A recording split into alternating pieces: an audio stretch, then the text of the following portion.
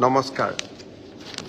আজি অলপ আগতে কেন্দ্ৰীয় কেবিনেটৰ এখন বৈঠক অনুষ্ঠিত হৈছিল আৰু তাত আমাৰ ৰাজ্যখনৰ বাবে এটা সুন্দৰ প্ৰকল্পৰ অনুমোদন জনায়।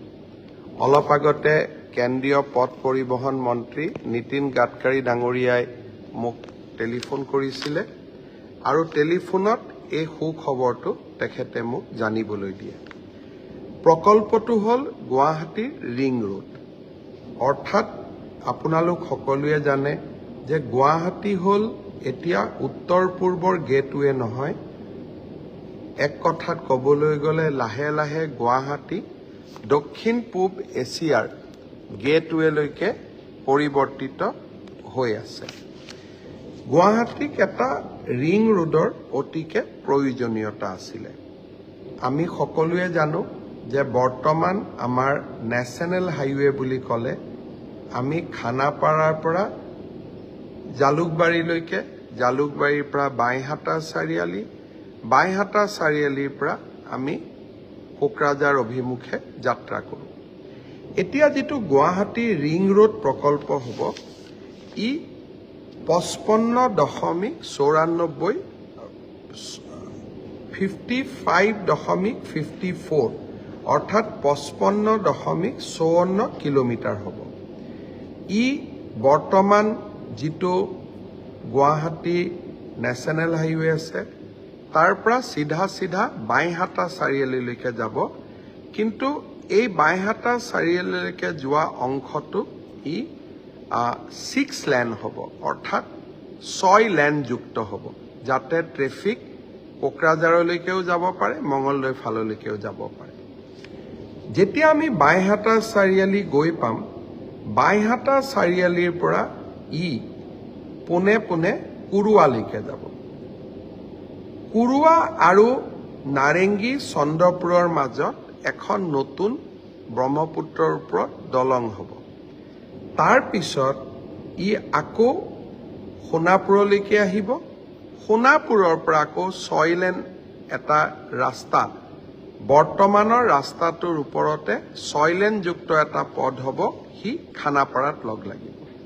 অৰ্থাৎ যদি মই সহজ ভাষাত বুজাই দিওঁ, বৰ্তমান খানাপাৰাৰ পৰা আমি জালুকবাৰী যাম, ই 6 লেনযুক্ত ইতিমধ্যে হৈছে।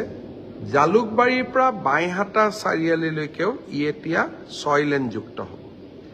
বাইহাটা চাৰিআলিৰ পৰা আমি পোনে পোনে কুৰুৱালৈকে যাম। আমি চিপাঝাৰ গৈ নাপাওঁ, আমি কুৰুৱা গৈ পাম। মান্দাকাটাৰ মাজেৰে আমি কুৰুৱা গৈ পাম। কুৰুৱা আৰু চন্দ্ৰপুৰৰ মাজত এখন দলং হ'ব, তাক আমি নাৰেংগী কুৰুৱা দলং বুলিও কওঁ। ব্ৰহ্মপুত্ৰৰ ওপৰত এখন দলং হ'ব আৰু এই দলংখন 3 কিলোমিটাৰৰ দলং হ'ব। আৰু এই গোটেই ৰাস্তাটোত কেইবাটাও জাগাত ফ্লাইঅভাৰ থাকিব, ৰোড অভাৰব্ৰিজ থাকিব।